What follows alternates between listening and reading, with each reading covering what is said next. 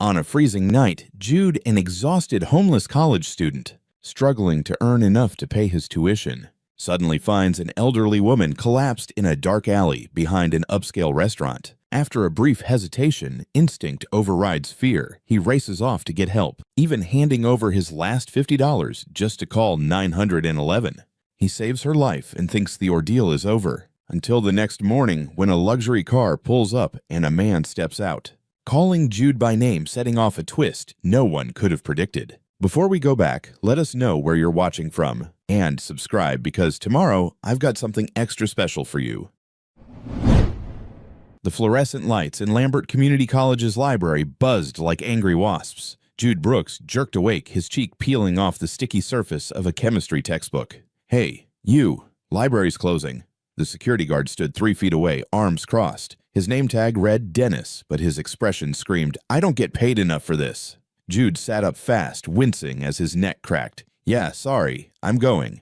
You've been sleeping here 3 nights this week." Dennis's voice wasn't unkind, just tired. "Look, kid, I get it, but this isn't a shelter. Someone complains to the dean, and I gotta do something about it." Jude grabbed his backpack, everything he owned, crammed into one torn North Face knockoff, and slung it over his shoulder. The weight made him lean slightly to the left. "Won't happen again," Jude muttered, heading for the door. Dennis sighed behind him. "That's what you said Tuesday." The November air hit like a slap. Lambert, Pennsylvania wasn't the kind of town you saw in movies. Just gray buildings, cracked sidewalks, and the constant smell of the paper mill 2 towns over. The community college sat on the edge of everything, a squat collection of concrete blocks that looked like they'd been designed by someone who hated young people. Jude pulled his gray hoodie tighter. The zipper had broken 2 months ago, so he just clutched the fabric closed with one fist as he walked. His sneakers had holes in them, not the kind you could see from the outside, but the kind that let in every puddle, every chunk of slush. A couple walking past gave him a wide berth. The woman clutched her purse tighter. Her husband put his arm around her shoulders, steering her to the far edge of the sidewalk. Jude kept his head down. Eye contact invited questions, suspicion, sometimes confrontation. Better to be invisible. He cut through the back parking lot and found his spot, a bench behind the maintenance shed. He sat down and for the first time all day, let himself stop moving. His stomach growled. From his backpack's outer pocket, he pulled out half a granola bar.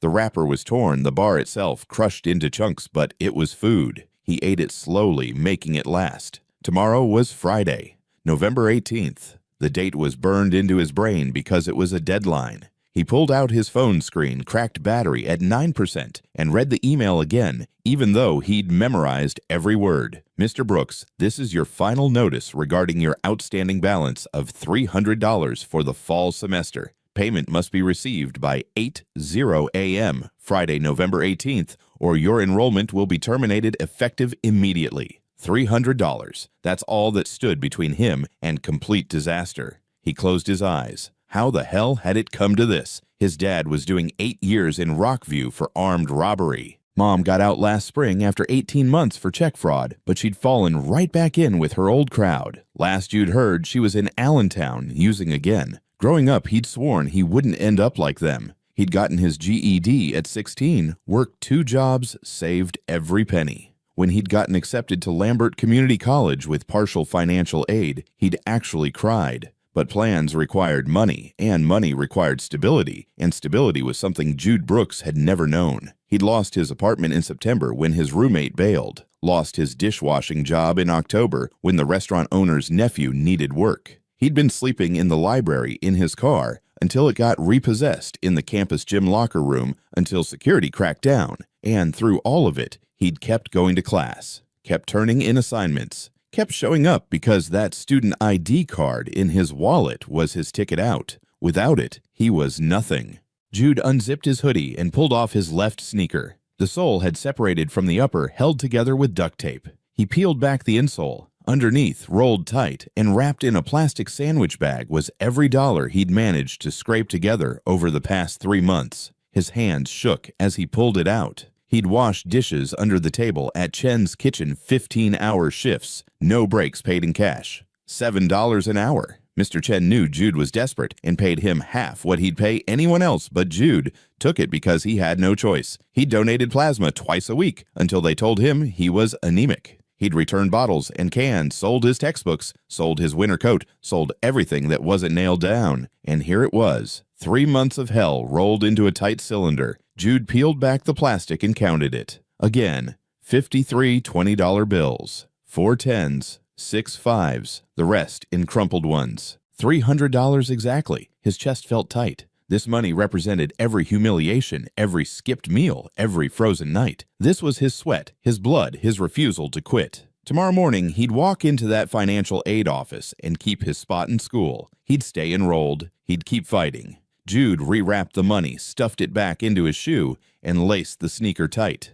He pulled out his student ID and stared at it. Jude Brooks, student ID 847392, status active. I'm not my parents, he whispered. I'm not ending up like them. I'm getting out. He stood up, shouldered his backpack, and started walking. He had a spot under an overpass about 2 miles from campus. As he walked, he passed Lambert's downtown district, 3 blocks of struggling businesses and boarded-up storefronts. But there was one fancy restaurant, Giovanni's, that somehow survived. Rich people from Harrisburg drove out for anniversaries and business dinners. The restaurant sat on the corner of 5th and Main, and behind it was an alley that Jude sometimes cut through. He turned into it now, his breath fogging in the cold air. That's when he saw her. At first, he thought it was a pile of garbage bags, but then the pile moved. It was a woman slumped against the brick wall next to a dumpster, half hidden in shadow. She wore a fur coat that probably cost more than Jude would make in a year. Jewelry glinted at her wrist and throat. Her purse had fallen a few feet away, its contents spilled across the wet pavement, and she wasn't moving right. Jude's first instinct was to keep walking. Getting involved when you were broke and homeless was a recipe for disaster. Cops showed up, saw what he looked like, and suddenly he was a suspect. But the woman made a sound, a weak, desperate gasp.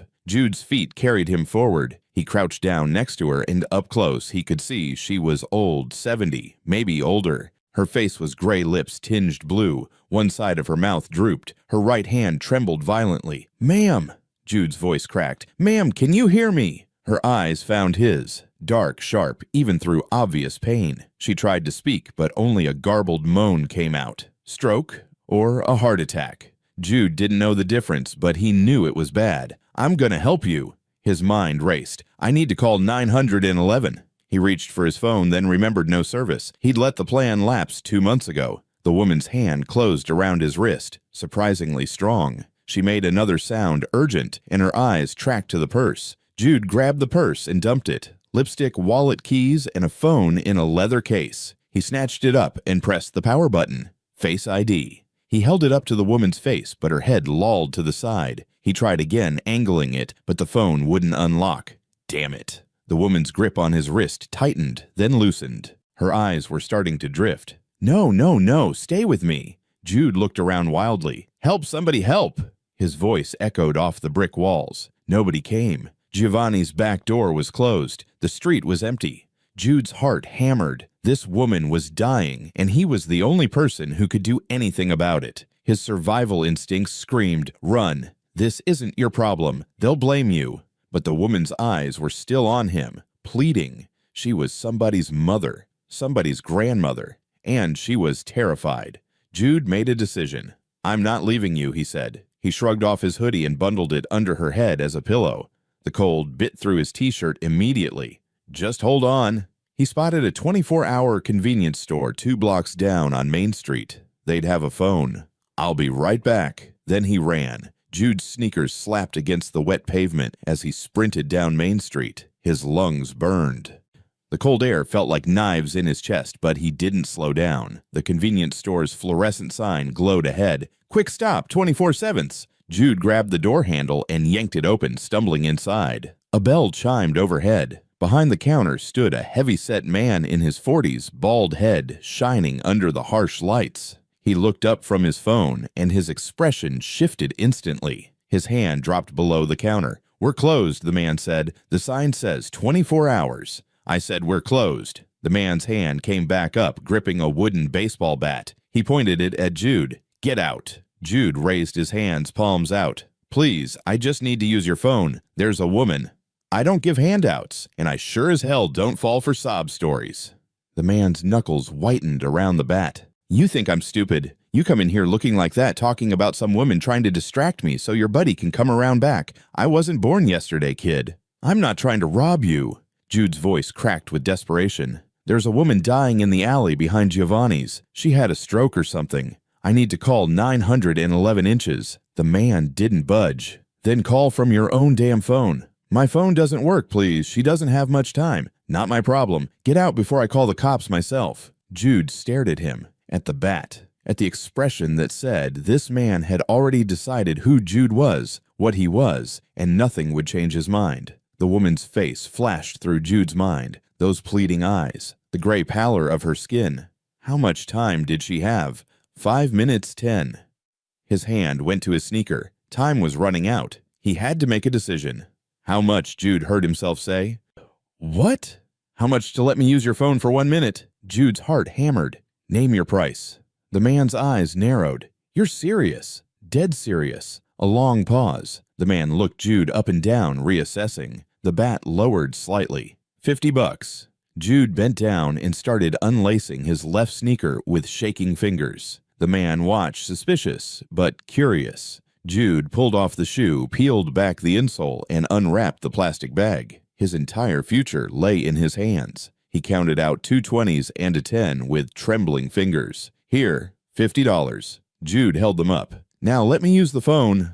The man snatched the bills from Jude's hand, immediately examining them under the light as if checking for counterfeits. He stuffed them into his pocket without a word, his face showing no hint of guilt or reconsideration. "Phone's over there."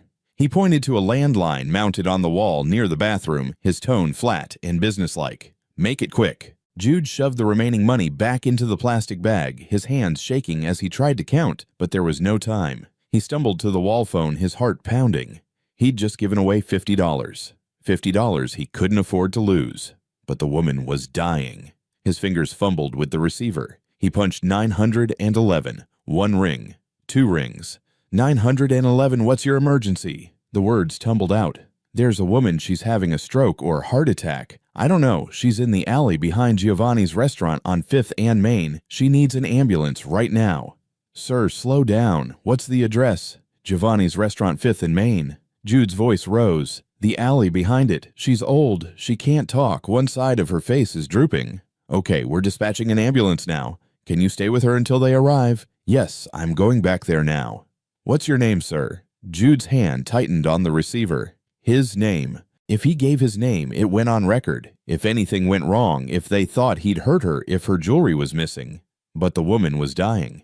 "Jude Brooks," he said. "I'm heading back there now." He slammed the phone down and turned to leave. The man behind the counter was already back on his phone, the $50 safely in his pocket, his face showing no emotion whatsoever. He didn't look up as Jude ran out the door. The alley was still empty when he got back. The woman lay where he'd left her, his hoodie under her head. Her chest rose and fell in shallow gasps. Jude dropped to his knees beside her. "I called them. They're coming. Just hold on, okay? Just hold on." Her eyes found his again. That same sharp intelligence trapped in a failing body. Her working hand reached up trembling and grabbed the front of his t-shirt, pulled him closer. She was trying to say something. Her mouth moved, but only garbled sounds came out. Frustration creased her face. "Don't try to talk," Jude said. "Save your strength."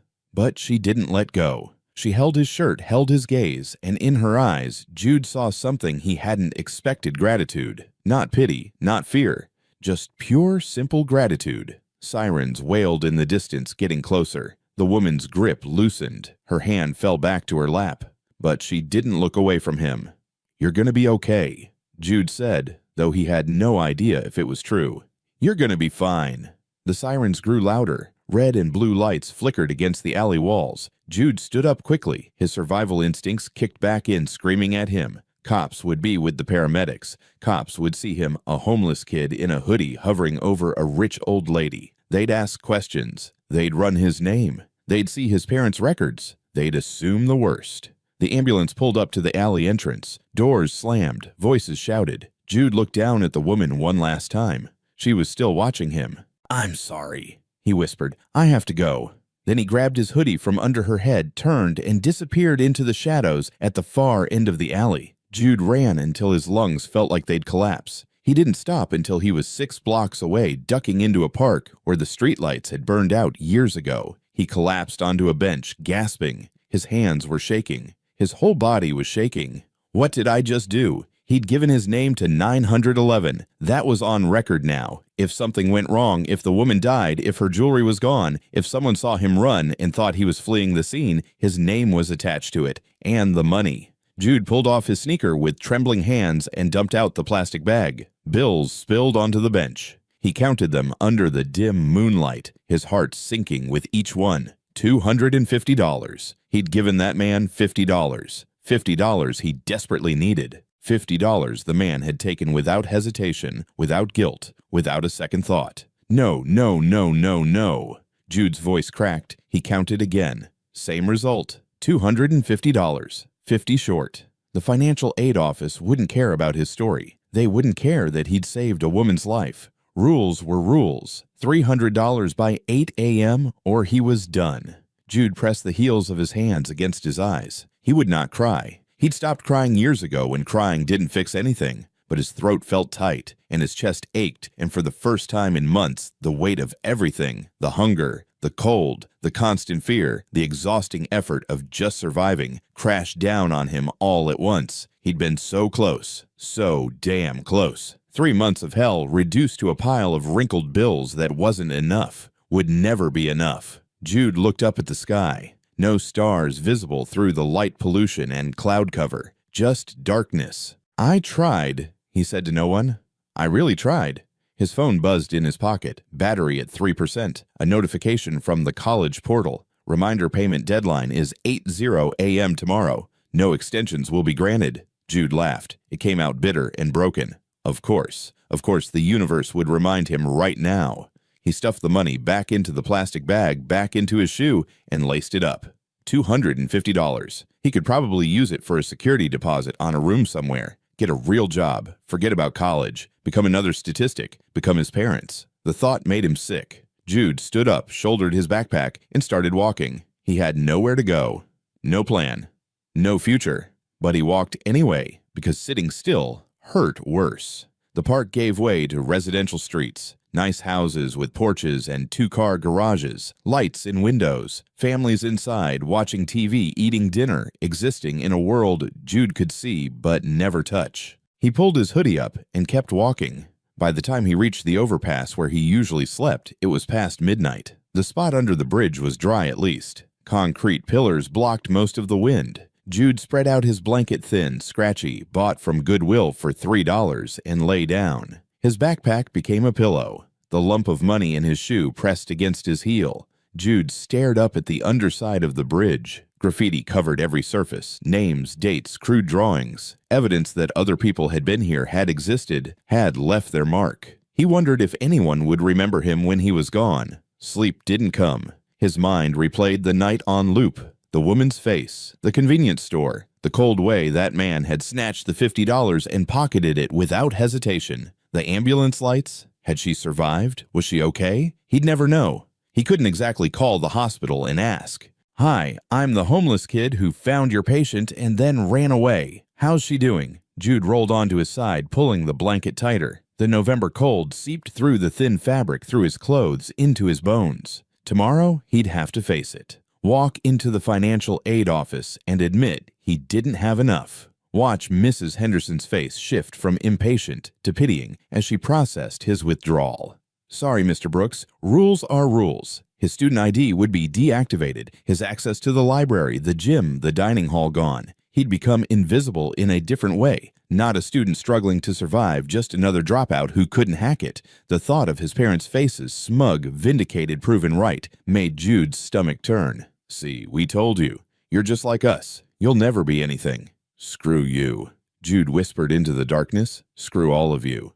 But the words felt empty. Hours passed. Jude drifted in and out of consciousness, too cold to really sleep, too exhausted to stay fully awake. Footsteps echoed somewhere above on the bridge. A bottle shattered in the distance. The sounds of a city that never fully rested. When gray light finally started seeping into the sky, Jude gave up on sleep. He sat up, his back screaming in protest. Everything hurt. His neck, his shoulders, his legs. 18 years old, and his body already felt ancient. He packed up his blanket and started walking. Nowhere specific, just away. The streets were empty at 5 a.m. A few early commuters, a garbage truck, a jogger who gave Jude a wide berth. He walked past the community college. The buildings looked different in the dawn light. Less threatening, more sad. Like they were tired too.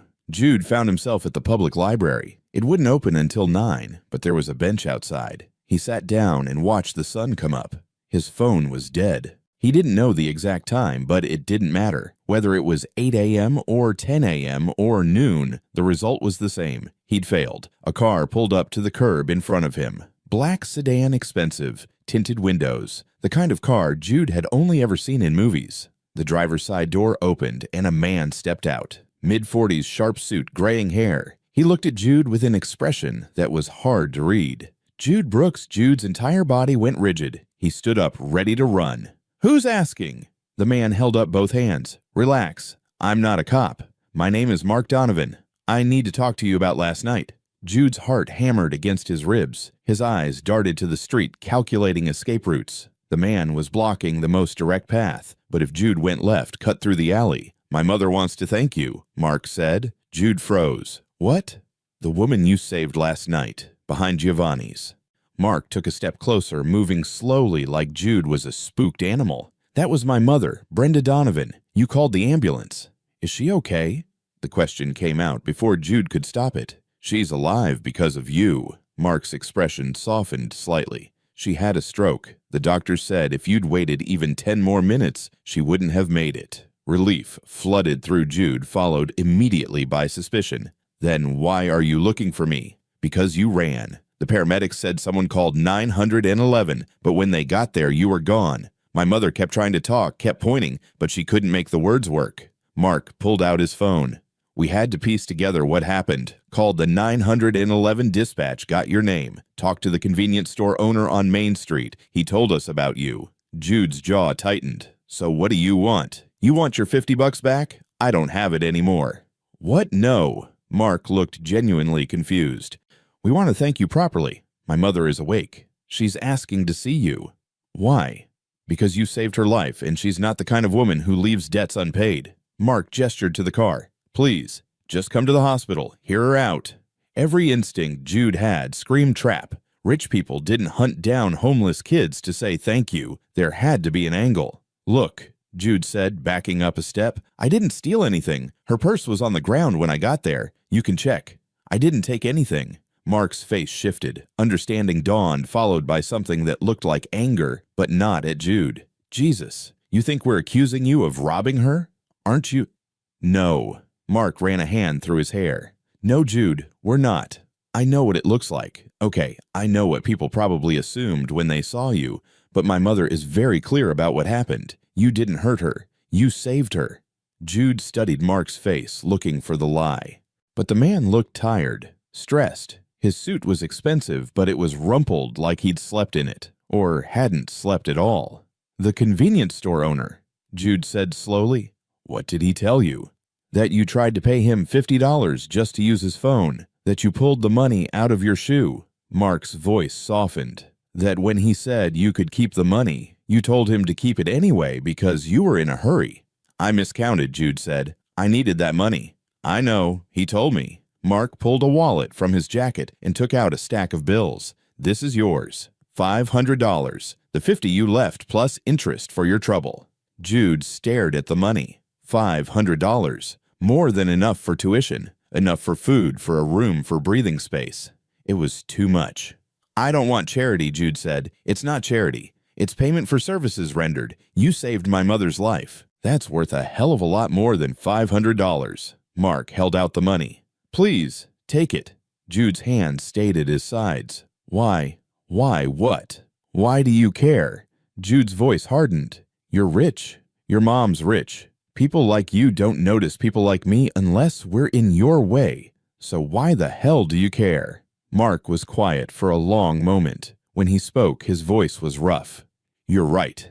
I didn't notice you. When the paramedics first got there, when they said someone had called it in and run off, you know what I thought." He laughed bitterly. "I thought whoever it was had probably attacked her first, tried to rob her, called 911 to cover their tracks. Jude's hands clenched into fists. I was wrong, Mark continued. I was so goddamn wrong, and I'm sorry. My mother could have died alone in that alley, but she didn't, because you stopped. You gave up money you clearly needed. You helped a stranger when you had every reason not to. He held out the money again. So please, let me do this one small thing to make up for being an asshole. Jude looked at the money, at Mark's face, at the expensive car idling at the curb. Your mom really wants to see me. She hasn't stopped asking since she could talk again. Jude took a breath, let it out slowly. Okay, but I'm not taking the money. Not yet. Why not? Because I don't trust easy fixes. Jude met Mark's eyes. I'll go see your mom. I'll hear what she has to say. But I'm not taking anything until I know what the catch is. Mark smiled slightly. My mother is going to like you. The hospital was nicer than any building Jude had ever been inside. St. Catherine's Medical Center sat on the north side of town, all glass and steel and landscaped gardens. Mark parked in a visitor spot and led Jude through the main entrance. People stared. Jude felt every eye on him. His dirty hoodie, his torn jeans, his ratty sneakers. He didn't belong here, and everyone knew it. Mark either didn't notice or didn't care. He walked Jude through the lobby past the gift shop and cafeteria to a bank of elevators. She's on the 4th floor, private room. Mark pressed the button. Fair warning, my mother is intense. Don't let her intimidate you. What does that mean? You'll see.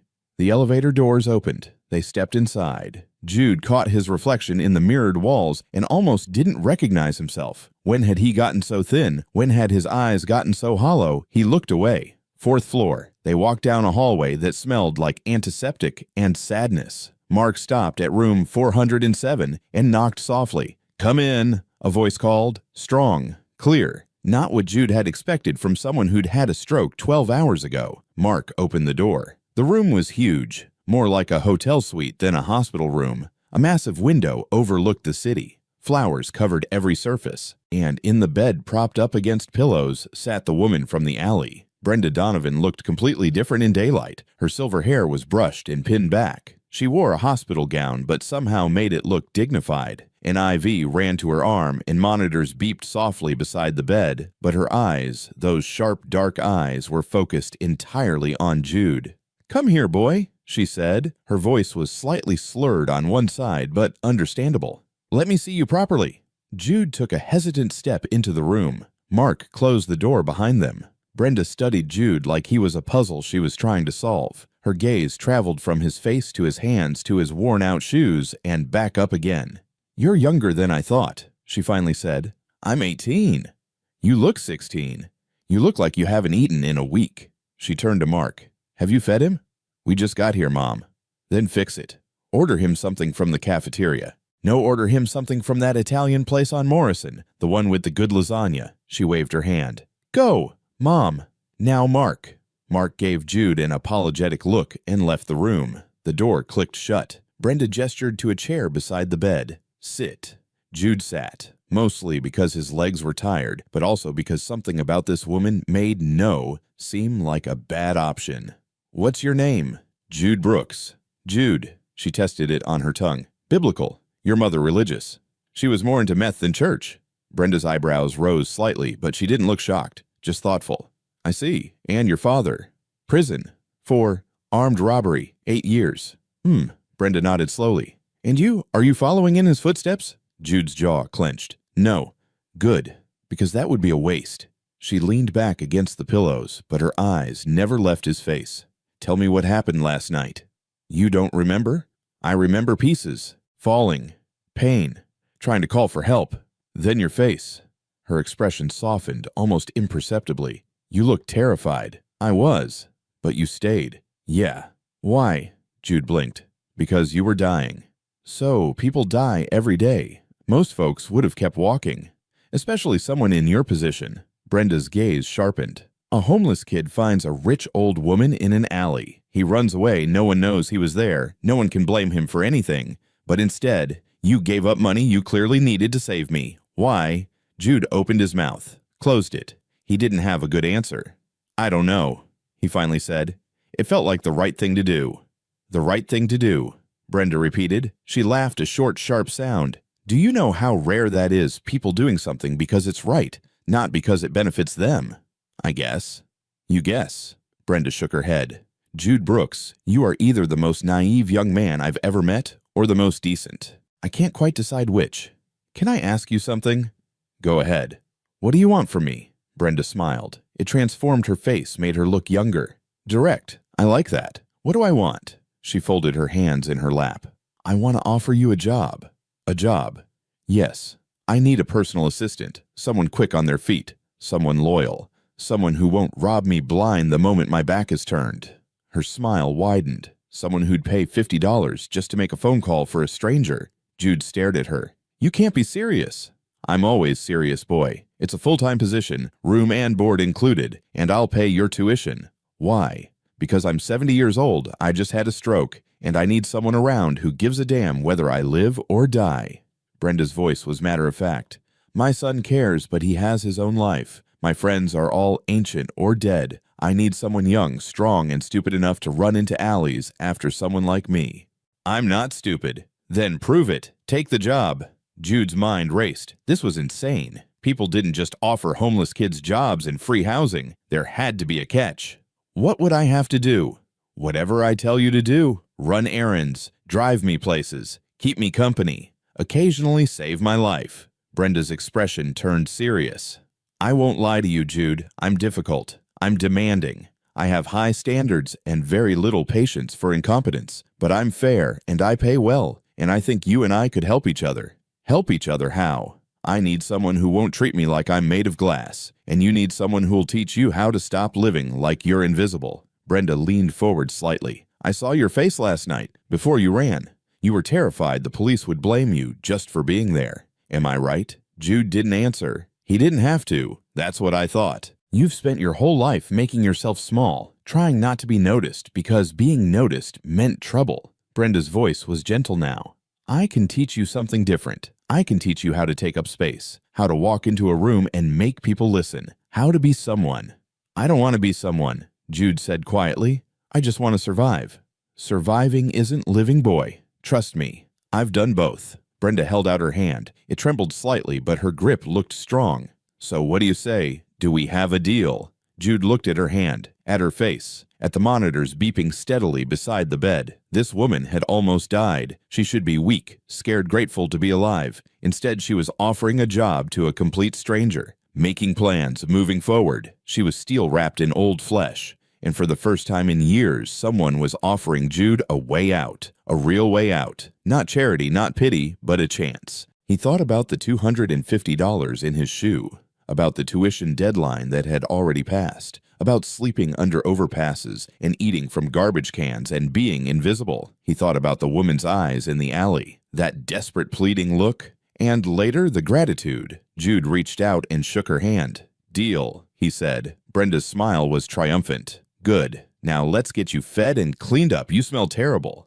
The Donovan estate sat 20 minutes outside Lambert, behind iron gates and manicured lawns that stretched farther than Jude could throw a stone. Mark drove them up a winding driveway lined with trees that probably cost more than Jude's entire existence. The house mansion really was 3 stories of gray stone and tall windows. Ivy climbed one wall. A fountain burbled in the circular driveway. It looked like something from a movie. Jude pressed his forehead against the car window. You've got to be kidding me.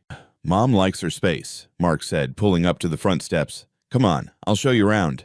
Inside was worse. High ceilings, crystal chandeliers, furniture that looked too expensive to sit on, paintings on the walls that might have been originals. Jude was afraid to touch anything. This is the main living area, Mark said, walking through room after room like they were no big deal. Kitchen's through there. Mom's study is off limits unless she invites you. There's a library on the second floor gym in the basement pool out back.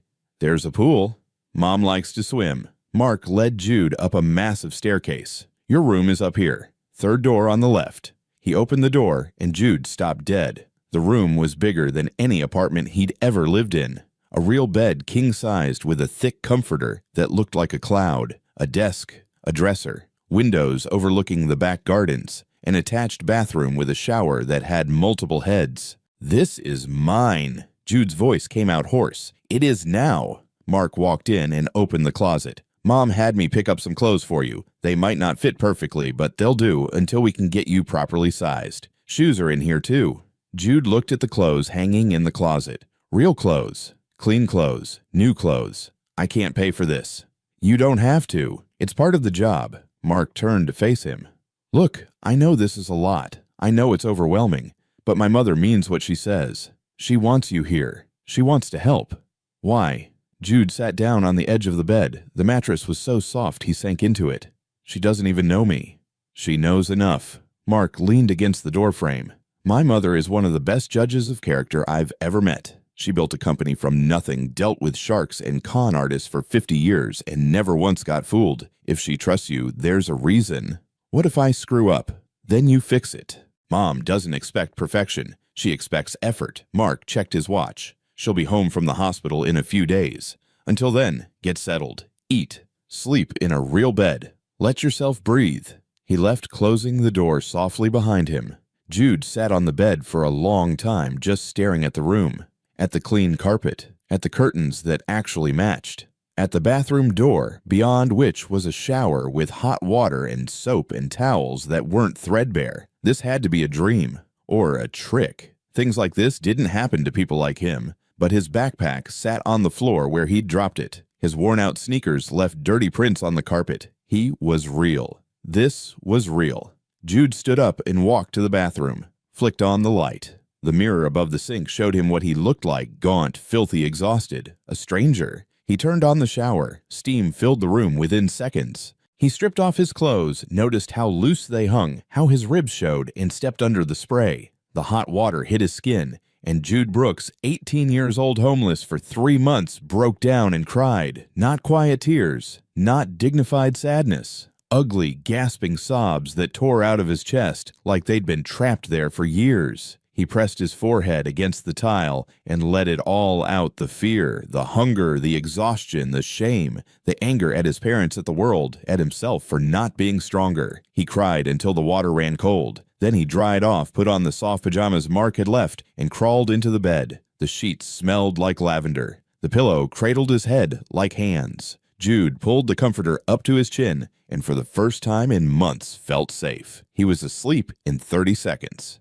Jude woke to sunlight streaming through windows he'd forgotten to close. For a panicked moment, he thought he'd overslept, that campus security would find him, that he'd missed something important. Then he remembered. He sat up slowly. The room was still there. Real. Solid. Not a dream. His phone sat on the nightstand. Mark must have plugged it in. The screen showed 11:43 a.m. and a dozen missed calls from the college. Jude ignored them.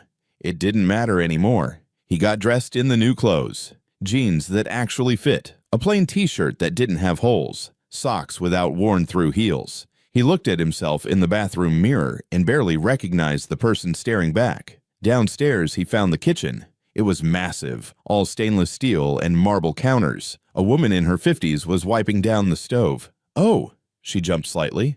"You must be Jude. I'm Patricia. I cook and clean for Mrs. Donovan." She smiled warmly. "Are you hungry? I can make you something." Yes. Thank you. Sit."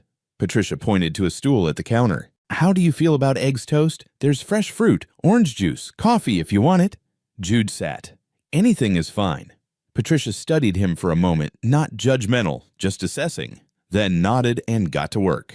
Within minutes, a plate appeared in front of him, scrambled eggs, crispy bacon toast, with butter, a small fruit salad, and a glass of orange juice, so fresh it had pulp. Jude stared at it.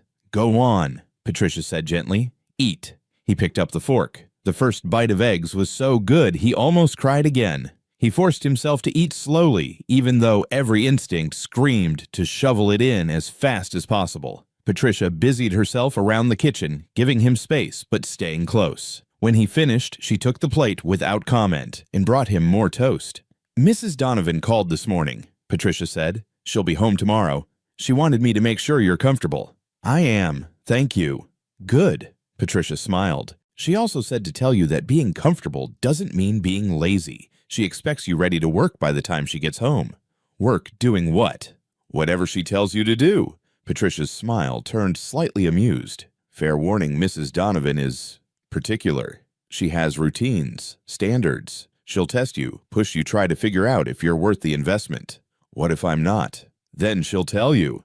Patricia's expression softened. But between you and me, Mrs. Donovan doesn't waste time on people she doesn't believe in. If she brought you here, it's because she sees something. Jude wanted to ask what that something was, but Mark appeared in the doorway. There you are, feeling better. Yeah, thanks for the clothes. Don't thank me. Thank Mom. She picked everything out over the phone from her hospital bed. Mark grabbed an apple from the fruit bowl.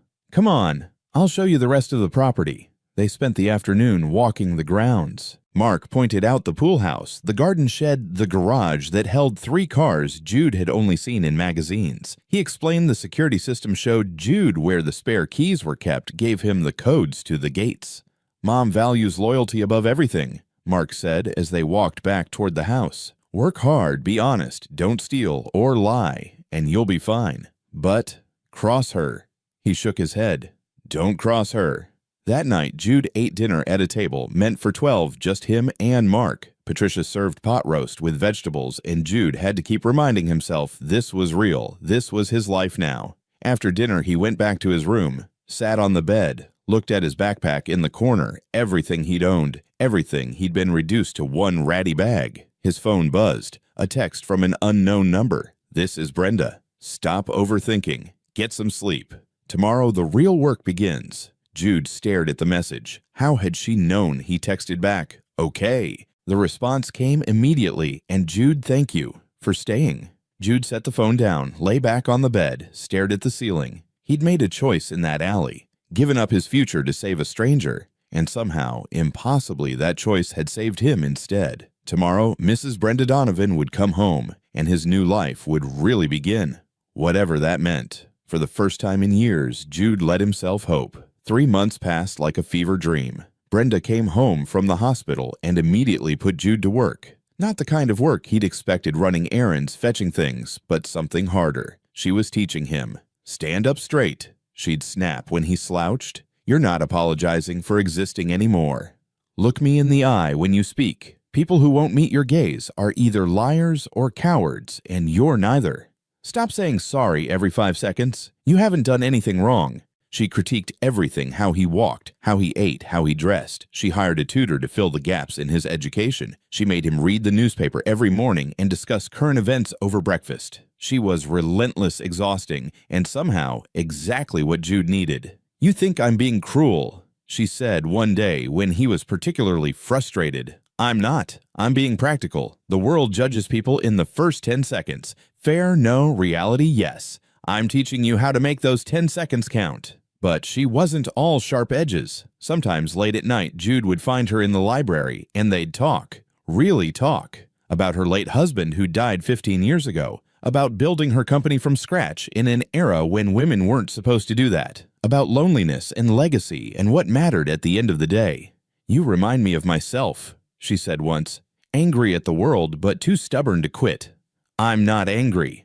Liar. But she smiled.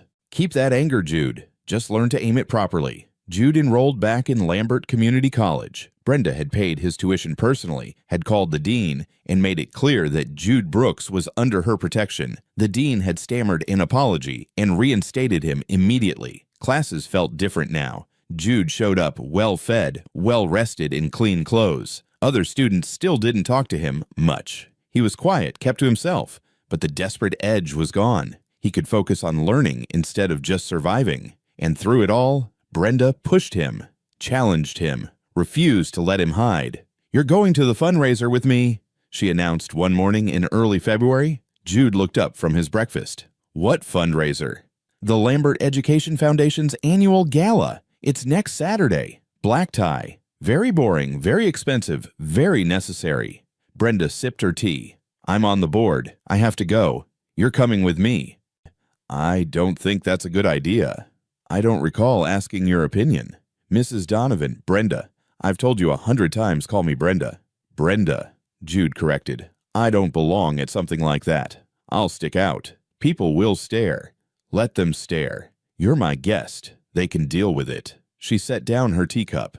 Besides, you need the practice. You can't hide forever. Jude wanted to argue, but he'd learned over the past 3 months that arguing with Brenda was like arguing with a brick wall. The wall always won. On Saturday evening, Mark took Jude to get fitted for a tuxedo. The tailor was a nervous little man who kept stealing glances at Jude like he expected him to bolt. "Stand still," the tailor muttered around a mouthful of pins. Jude stood still. He barely recognized himself in the mirror. The tuxedo transformed him, made him look older, polished, like someone who belonged in Brenda's world. "You clean up nice," Mark said, leaning against the wall. "Mom's going to be pleased." "I feel like a fraud." "Fake it till you make it. That's what everyone else does." Mark's expression turned more serious. "Fair warning, some of the people at this thing are going to be assholes. Old money types who think their trust funds make them better than everyone else. Don't let them get to you." "I won't. And if anyone gives you trouble, find me or Mom. We'll handle it." Jude nodded, but his stomach was already churning with dread. The gala was held at the Lambert Grand Hotel, the fanciest building in town. Jude had walked past it 1,000 times when he was homeless, watching rich people come and go, knowing he'd never be allowed through those doors. Now he was walking through them in a tuxedo with Brenda on his arm. She looked regal in a black evening gown, her silver hair swept up diamonds at her throat. People turned to look as they entered. Some smiled and waved. Others whispered behind their hands. "Ignore them," Brenda murmured. "They're just surprised I'm still alive." The ballroom was enormous. Crystal chandeliers hung from the ceiling. Round tables draped in white linen filled the space. A string quartet played in one corner. Waiters circulated with champagne and hors d'oeuvres that probably cost more per bite than Jude used to spend on a week's worth of food. "Brenda, darling." A woman in her 60s descended on them, air-kissing Brenda's cheeks. "We were so worried when we heard about your stroke. Thank God you're all right." "I'm fine, Margaret. Tough as nails." Brenda gestured to Jude. "This is Jude Brooks. He's working with me." Margaret's smile didn't quite reach her eyes as she looked Jude up and down. "How lovely. Welcome, Jude." "Thank you, ma'am." More people approached. More introductions. More polite smiles that didn't hide the calculation in their eyes. Jude shook hands until his palm hurt and smiled until his face felt frozen. "You're doing fine," Brenda whispered during a lull. "Stop looking like you're about to be executed. I feel like I'm in a shark tank." "You are, but you're with the biggest shark here, so relax." Dinner was announced. Jude followed Brenda to their table. Thankfully, they were seated with Mark and a few of Brenda's closer friends, who seemed genuinely kind. The food was incredible, some kind of fancy chicken vegetables Jude couldn't name dessert that looked like a work of art. He was halfway through his meal when he saw them. 3 tables over a group of younger people, late 20s, early 30s, dressed in designer clothes that screamed wealth. One of them, a guy with slicked back blonde hair and a smile like a knife, was staring directly at Jude. Their eyes met and recognition flashed across the guy's face. His smile widened. Jude's stomach dropped. Grant Patterson. They'd gone to the same high school, though Grant had been 2 years ahead. Grant's family owned half the real estate in Lambert. Grant had never worked a day in his life, coasted through school on his father's donations, and made a hobby out of tormenting anyone he deemed beneath him. Jude had been a favorite target. "Something wrong?" Brenda asked quietly. "No, I'm fine." But he wasn't fine. Grant was whispering to his friends, now gesturing toward Jude. They all turned to look smirking. This was a mistake. Jude should have listened to his instincts. He didn't belong here. After dinner, there were speeches. The foundation director droned on about scholarship programs and educational opportunities. Jude barely heard a word. He was too busy tracking Grant's movements from the corner of his eye. Grant stood up, heading toward the bar. His friends followed like pilot fish trailing a shark. "I need some air," Jude told Brenda. "Don't go far. The auction starts in 20 minutes. Jude nodded and escaped into the hallway. It was quieter out here, less crowded. He found a balcony overlooking the hotel gardens and stepped outside. The February air was cold but clean. It cleared his head. Well, well, well. Jude's shoulders tensed. He turned. Grant stood in the balcony doorway, flanked by 2 of his friends, a guy and a girl, both wearing expressions of amused contempt. "Jude Brooks," Grant said, walking closer. "Never thought I'd see you at an event like this. What happened? Did they lower the dress code? I'm here as someone's guest." "Oh, we know. Everyone's talking about it." Grant leaned against the railing. "Brenda Donovan's little charity project. That's what they're calling you. Jude's jaw tightened. I should get back inside. Not so fast. Grant moved to block his path. I'm just curious. How'd you manage it? Did you lie about your background, pretend to be something you're not? His smile was vicious. Because I remember you, Jude. I remember exactly what you are. And what's that? Trailer trash. Your dad's in prison. Your mom's a junkie. You used to dig through our garbage looking for bottles to return for the deposit. Grant's voice rose slightly. So forgive me if I'm having trouble believing you actually belong here. The girl giggled. The other guy grinned. Jude's hands clenched into fists. Every muscle in his body screamed to punch Grant's smug face. But Brenda's voice echoed in his head. Keep that anger. Just learn to aim it properly. You're right, Jude said quietly. I'm not like you. I've actually had to work for things. Grant's smile faltered for just a second. Then it came back colder. Tough words from someone wearing a borrowed tux. It's not borrowed. Sure it's not. Grant straightened up. Look, I'll make this simple. Whatever con you're running on, Mrs. Donovan, it's not going to work. People like you don't get to just join our world. Eventually, she'll figure out what you really are, and you'll be right back in whatever gutter she pulled you from. Grant, save it. Just stay away from people who matter. Okay, you're embarrassing yourself. Grant and his friends walked back inside, their laughter echoing behind them. Jude stood alone on the balcony shaking, not from cold, from rage, from humiliation, from the sick certainty that Grant was right. He didn't belong here, would never belong here, and trying to pretend otherwise was a joke. He stayed outside for another 10 minutes, breathing deeply, getting himself under control. When he finally went back inside, the auction had started. Brenda was bidding on something, a vacation package maybe. She glanced at him and frowned slightly, but didn't say anything. Jude took his seat and tried to focus on the auction, tried to ignore the whispers he could almost hear, tried to forget Grant's words, but they stuck, wormed their way into his brain and settled there poisonous and persistent. Trailer trash, charity project, you don't belong. The auction ended. People mingled, networking, making deals. Jude stayed close to Brenda, saying little smiling when appropriate. That's when things went wrong. Jude excused himself to use the restroom. When he came back out, Grant was waiting with his entourage, all of them holding drinks. Excuse me, Jude said, trying to move past. Grant stepped in front of him. Hey, no hard feelings about before, right? He held out his glass. Here, peace offering. Jude looked at the glass of red wine, at Grant's too wide smile, at the barely suppressed laughter on his friends' faces. I'm good, thanks. Come on, don't be rude. Grant pushed the glass closer, and then he stumbled. Or pretended to. The wine splashed across the front of Jude's white dress shirt, spreading in a dark crimson stain. Oh my God. Grant's voice was loud, drawing attention. I'm so sorry, you bumped me. People turned to look. Conversation stopped. It's fine, Jude said through gritted teeth. It was an accident. Here, let me help. Grant reached forward with a napkin and deliberately smeared the stain worse. Oh no, I'm making it worse. More people gathered. Jude could feel their eyes on him, on the ruined shirt, on Grant's performance. Seriously, it's fine. Wait a minute. One of Grant's friends, the girl, pointed at Jude's pocket. What's that?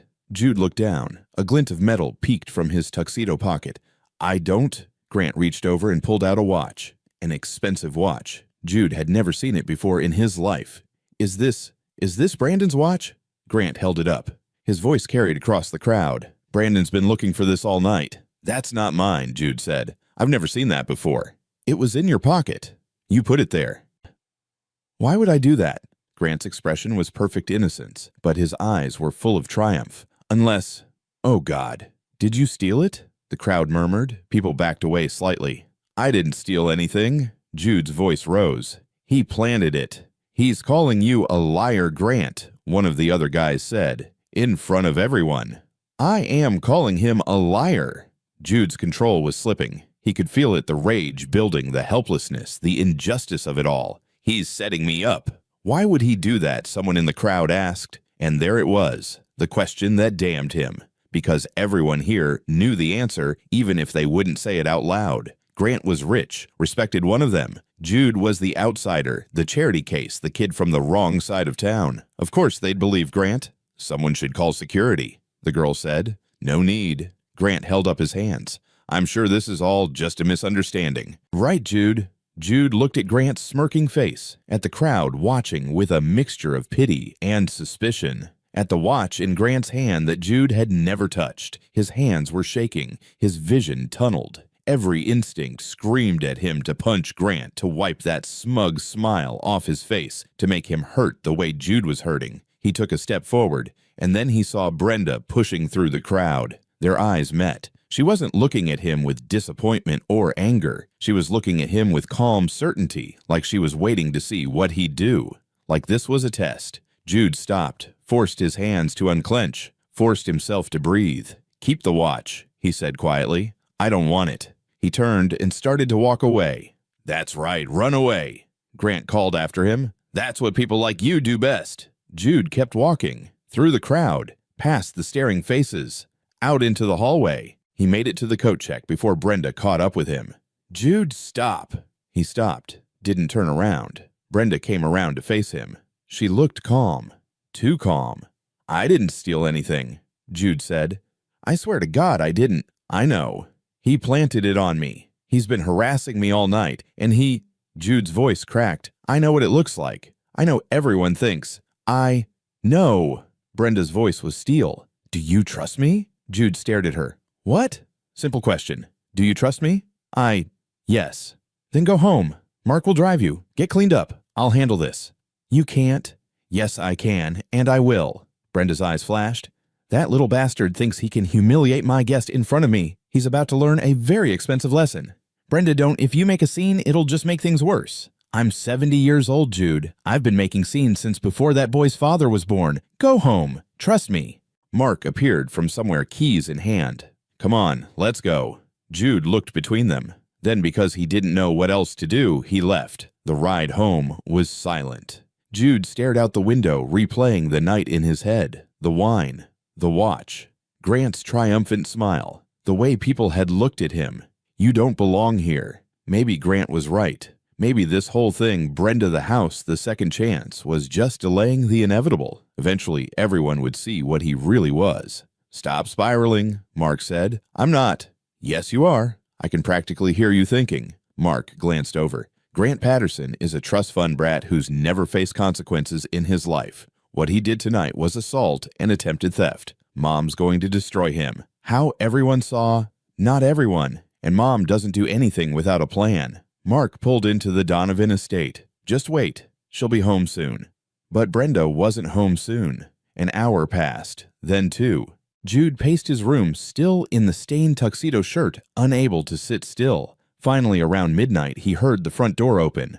Voices downstairs. Jude left his room and headed for the stairs. Brenda stood in the foyer with Mark, looking tired but satisfied. "How did it go?" Mark asked. "Perfectly." Brenda saw Jude on the stairs. "Come down here, boy. You need to hear this." Jude descended. "What happened?" "Justice." Brenda walked into the study, gesturing for them to follow. She poured herself a brandy from the decanter on her desk.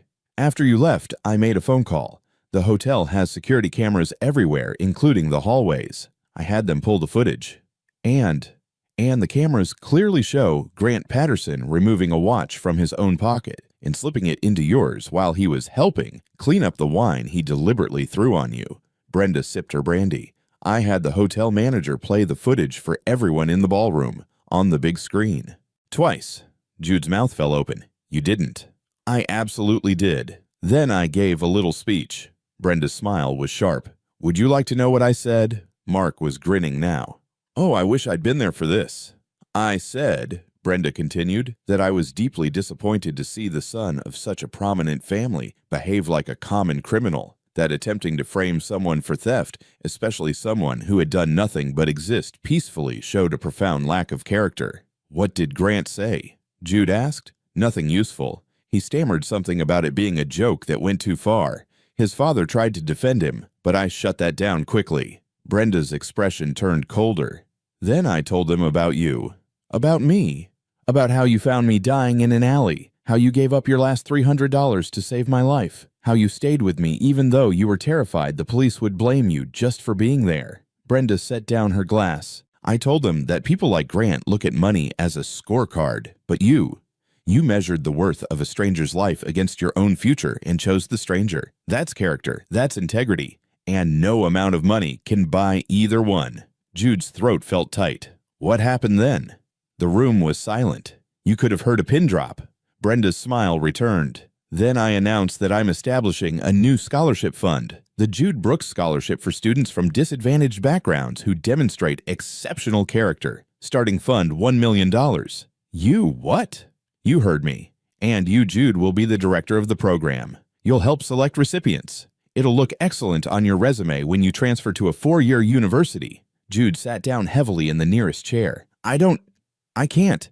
Yes, you can. You will. Brenda walked over and put a hand on his shoulder. Grant Patterson and everyone like him need to understand something. Character matters more than pedigree. Integrity matters more than inheritance. And you, my dear boy, have both in spades.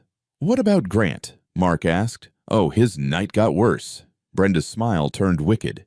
His father is a major donor to the Lambert Education Foundation. After my little presentation, 3 other board members approached me. They're furious. Mr. Patterson is being asked to step down from the board. Grant's been banned from foundation events indefinitely, and the watch stunt the hotel is considering pressing charges. You're kidding. I never kid about revenge. Brenda squeezed Jude's shoulder. No one humiliates my people. Not in front of me. Not anywhere. Grant learned that lesson the hard way. Jude looked up at her. This woman who barely knew him 3 months ago. This woman who'd taken a chance on a homeless kid in an alley. This woman who'd just spent an entire evening defending him to people whose opinions she'd valued for decades. Thank you, he said quietly. I don't know how to. Then don't. Just keep being who you are. Brenda's expression softened. You think I helped you tonight. You saved my life, Jude. This was the least I could do. Still, thank you. You're welcome. Now go to bed. We have work to do tomorrow. The scholarship fund won't run itself. Jude went upstairs, but he didn't sleep for a long time. He lay in bed staring at the ceiling, replaying Brenda's words. Character matters more than pedigree. Integrity matters more than inheritance. For the first time since the alley, Jude let himself believe it might be true. The late afternoon sun cast long shadows across the front lawn of what locals now called Brooks House. The name wasn't official. The sign out front read Second Chance Housing Initiative, but everyone in Lambert knew whose vision had built it, whose determination had made it real. Jude Brooks stood on the front porch watching a moving truck pull up to the curb. Another new resident, the 3rd this month. A young woman with 2 kids, and a story probably not so different from his own 5 years ago. Jude, Patricia called from inside. Mrs. Donovan wants to see you. Jude smiled. Some things never changed. He headed inside through the common areas he'd designed himself comfortable, but not luxurious, welcoming, but not institutional. Space for 12 residents at a time, each with their own room, access to counseling, job training, and most importantly, time to figure things out without the constant terror of homelessness. He found Brenda in the small office on the 1st floor, reviewing paperwork in her wheelchair. She'd had another stroke 18 months ago, a mild one, but it had left her legs weak. The wheelchair was temporary, she insisted. Jude had learned not to argue. You wanted to see me. Sit down. I need to talk to you about something. Jude sat. Brenda was 75 now, her hair completely white, her face more lined, but her eyes were still sharp, still missing nothing. I had my lawyer draft some documents, she said. I'm changing my will. Brenda, quiet. Let me finish. She pushed a folder across the desk.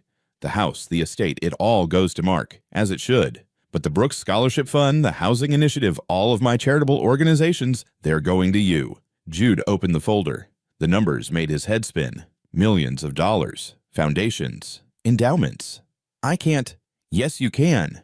You've been running these programs for 3 years. You're brilliant at it. You care about the work, not the credit. Brenda leaned back.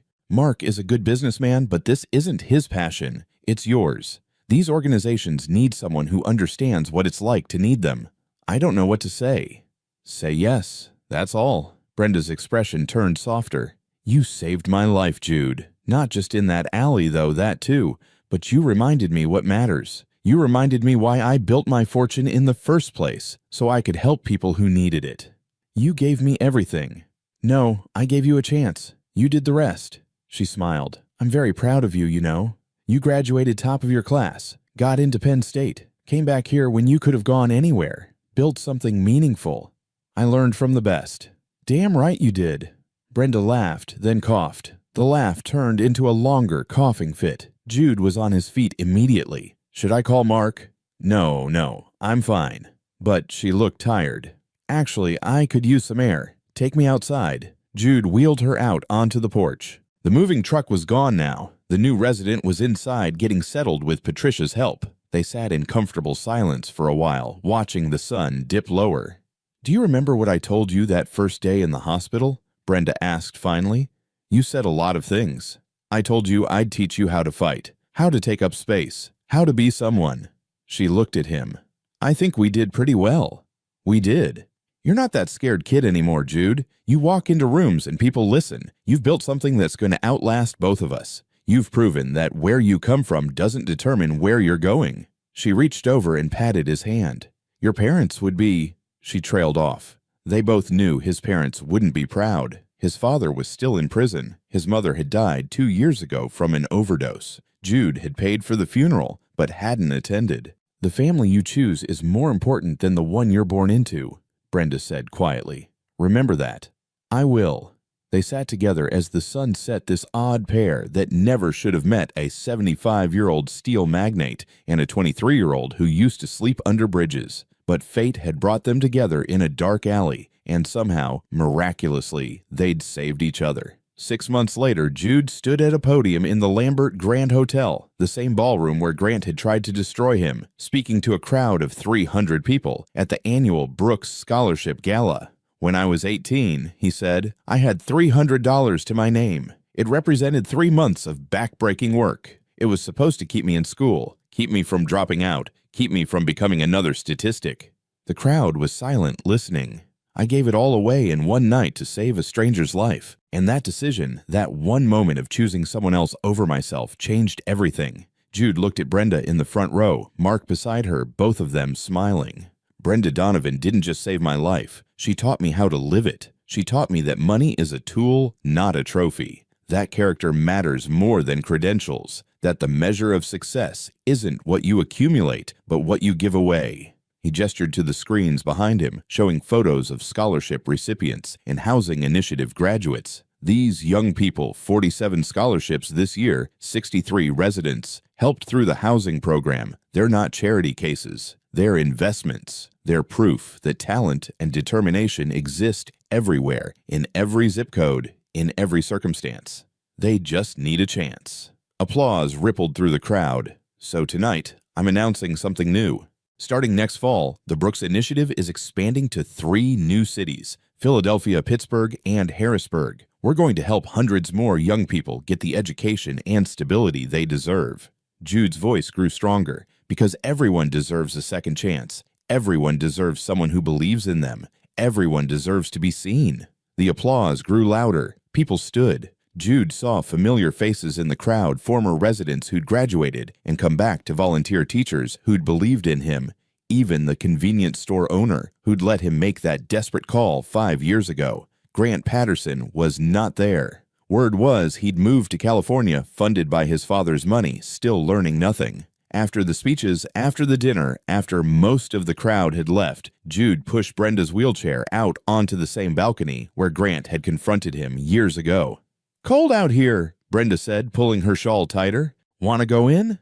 "Not yet." She looked out over the city lights. "Do you remember what I told you that night after the disaster? You told me a lot of things." "I told you that you taught me how to win with grace." Brenda smiled. "I was wrong. You taught me something better, how to lose with dignity and then get back up swinging. That's a much more valuable lesson." Jude crouched down beside her wheelchair. "You know that scholarship fund you started in my name? I'm starting one in yours. The Brenda Donovan Grant for Women Entrepreneurs." "You are not." "Already done. Paperwork's filed. First grants go out in January." Brenda's eyes glistened. "You're incorrigible." "I learned from you." She laughed, then reached out and cupped his face with one trembling hand. "I'm so glad I had that stroke." "That's a terrible thing to say." "It's the truth. If I hadn't collapsed in that alley, I never would have met you. My last years would have been lonely and pointless." Her thumb brushed his cheek. "You gave me purpose again, Jude. You gave me family. You're the best family I've ever had." "Same here, boy. Same here." They sat together as the February wind picked up, as the city lights twinkled below, as the future stretched out ahead of them, uncertain but no longer frightening. Jude had learned something important in the past 5 years. The right choice isn't always the easy one. Sometimes it costs you everything you have. Sometimes it means giving up your last $300, your safety, your pride. But sometimes, miraculously, impossibly, sometimes the right choice gives back more than you ever lost. He'd walked into that alley, a desperate, frightened kid with nothing to lose. He'd walked out with everything that mattered, and he'd spent every day since trying to give others the same chance. "Ready to go home?" Jude asked. "Yes, let's go home." Jude wheeled her back inside through the ballroom where he'd once been humiliated, past the spot where Grant had tried to break him toward the future he'd built from the ashes of that terrible night. Behind them, the ballroom lights dimmed one by one. Ahead, the road home beckoned Dot, and for the first time in his life, Jude Brooks wasn't afraid of tomorrow. Join us to share meaningful stories by hitting the like and subscribe buttons. Don't forget to turn on the notification bell to start your day with profound lessons and heartfelt empathy.